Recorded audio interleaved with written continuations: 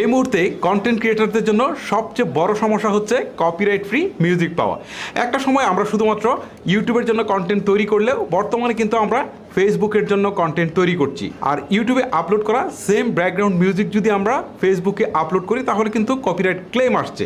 এটা কিন্তু একটা বড় সমস্যা। এই সমস্যাটা কিন্তু অনেকেই ফেস করছেন। সো আজকের এই ভিডিওতে আমি আপনাদেরকে দেখাবো যে কোথা থেকে মিউজিক নিলে আপনার ফেসবুকে কোনো প্রকার কপিরাইট ক্লেম আসবে না, আবার ইউটিউবেও কোনো প্রকার কপিরাইট ক্লেম আসবে না। চলুন কথা না বাড়িয়ে আসলে প্র্যাকটিক্যালি আপনাদেরকে দেখানো যায়। কপিরাইট ফ্রি মিউজিক পাওয়ার ক্ষেত্রে আমরা সবচেয়ে বড় প্রবলেম ফেস করে থাকি ফেসবুকের ক্ষেত্রে, কারণ আমরা যে জায়গা থেকেই কপিরাইট ফ্রি মিউজিক নেই না কেন ফেসবুকে আপলোড করলেই কিন্তু কপিরাইট ক্লেম আসে।